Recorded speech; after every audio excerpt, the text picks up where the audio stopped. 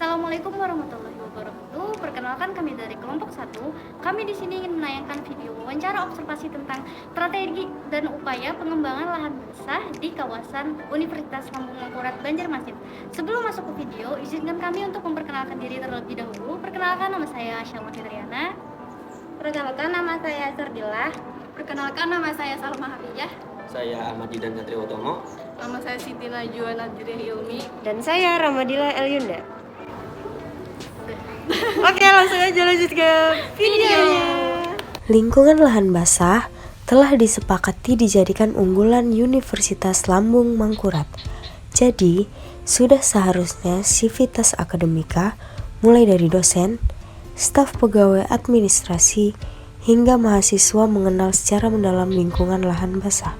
Sebelumnya, masyarakat Indonesia menyebut kawasan lahan basah berdasarkan bentuk atau nama fisik masing-masing tipe seperti rawa, danau, sawah, tambak, dan sebagainya. Di samping itu, berbagai departemen sektoral juga mendefinisikan lahan basah berdasarkan sektor wilayah pekerjaan masing-masing. Pengertian fisik lahan basah yang digunakan untuk menyamakan persepsi semua pihak mulai dikenal secara baku sejak diratifikasinya Konvensi Ramsar tahun 1991, yaitu daerah-daerah rawa, payau, lahan gambut, dan perairan, tetap atau sementara dengan air yang tergendang atau mengalir, tawar, payau atau asin, termasuk wilayah perairan laut yang kedalamannya tidak lebih dari 6 meter pada waktu surut. Pengertian itu menunjukkan bahwa cakupan lahan basah di wilayah pesisir meliputi terumbu karang, padang lamun, dataran lumpur dan dataran pasir, mangrove, wilayah pasang surut maupun estuari.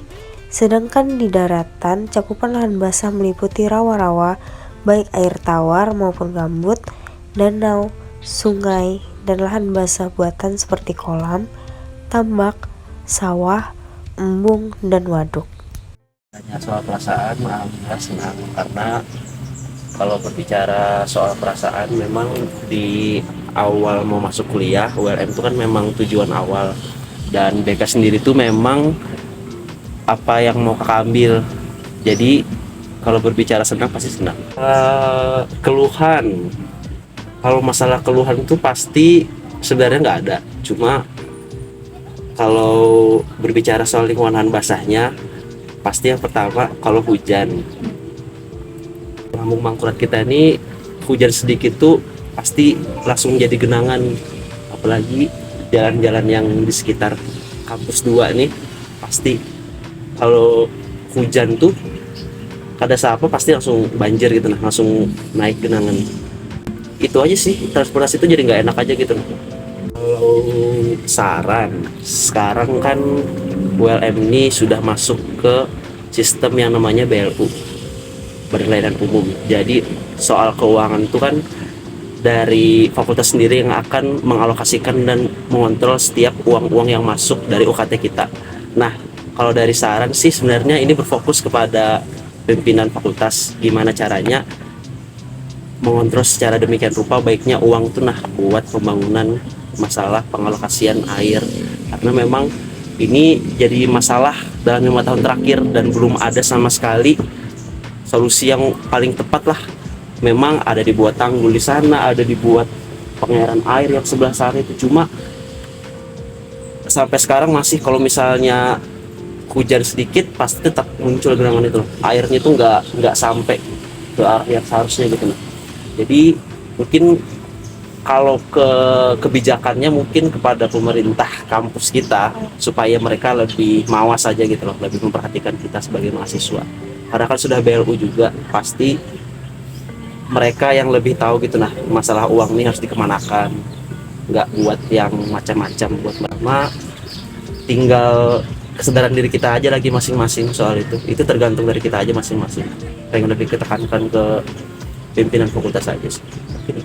Ya, menyesuaikan dengan prosedurnya. Ya, kalau mengganggu jalan kita bisa menurunkan pakai alat kalau dikasih alatnya itu.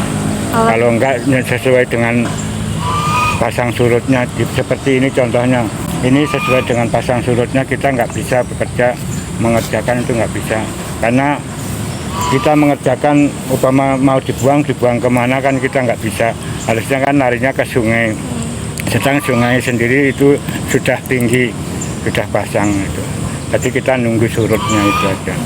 Ya harus sesuai dengan keadaannya ya, contohnya ditanami lahan basah seperti pohon galam, itu tanaman yang di lahan basah itu, seperti pohon ketapang itu juga kuat di lahan basah. Baik, kiranya sekian yang dapat kami sampaikan. Kurang lebihnya kami mohon maaf. Terima kasih. Wassalamualaikum warahmatullahi wabarakatuh.